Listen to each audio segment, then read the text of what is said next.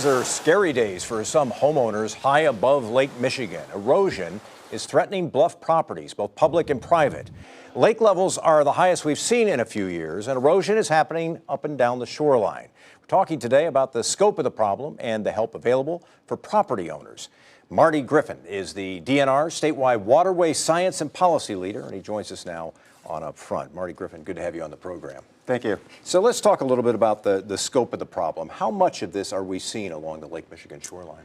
Well, I've personally toured Racine County in the southern part of Lake Michigan and multiple properties there. So we're talking about, at least in Racine County, somewhere between 10 and 20 properties.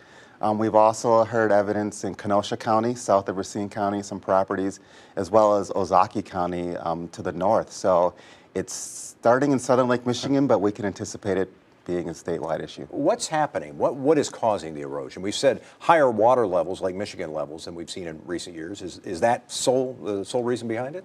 That's definitely part of it. The high water levels, what's happening is that the base of these tall bluffs in some of these areas, the bluffs are about 30, maybe even 40 feet high, and the water just hasn't been high enough in the past to reach the base of these bluffs. But now with the high water levels, the water and the waves are just pounding the base of these bluffs and creating an unstable situation, which basically puts infrastructure at risk that's at the top of the bluff. And just to follow up on that, you said earlier before we began that the water level situation is very dynamic. It changes over years. It wasn't that long ago people were complaining about water levels being too low in Lake Michigan. That's absolutely correct. It's a dynamic system, so we have to learn to be flexible with our options and what we can do when the water's high, and understand that anything we put in place when the water's high is going to be there when the water's low. Yeah, and let's talk about some of those options available to both public and private owners of property above Lake Michigan. What can they do about this? Is there anything they can do? Sure, there are some things people can do. The first thing that comes to mind as we talked about those waves hitting the base of the bluff is to put a barrier there so the waves can't get there. One of the options is to place very large, heavy armor stone at what we call the toe of the bluff. And what that does is blocks the water from eroding that material away. In conjunction with that, sometimes you may need to change the slope to make the top of the bluff more stable. And there's many other options we can do to solve erosion problems. So now who's responsible for this? Is it the property owner, or does the DNR help, the state help? How does this work financially?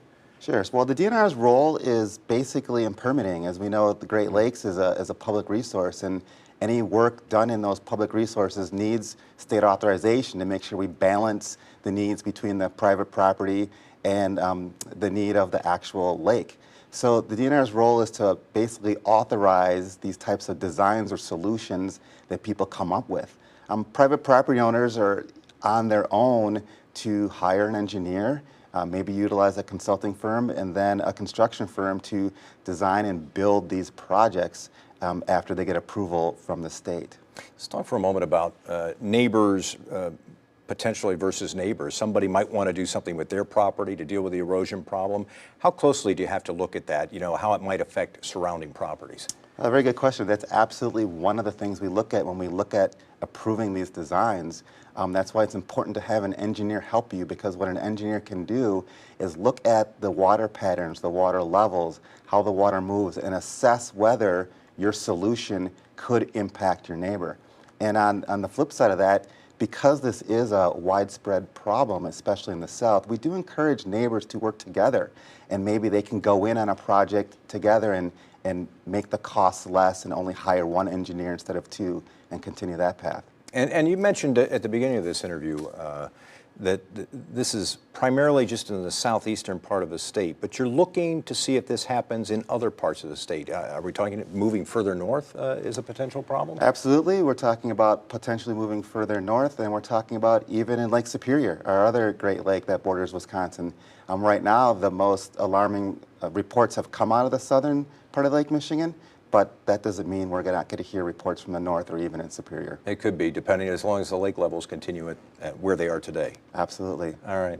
Marty Griffin from the Wisconsin Department of Natural Resources, we appreciate your time. Thanks very much for being with us today. Thanks a lot for having me. You bet. Coming up next on Up Front, Battleground Wisconsin. But for how long?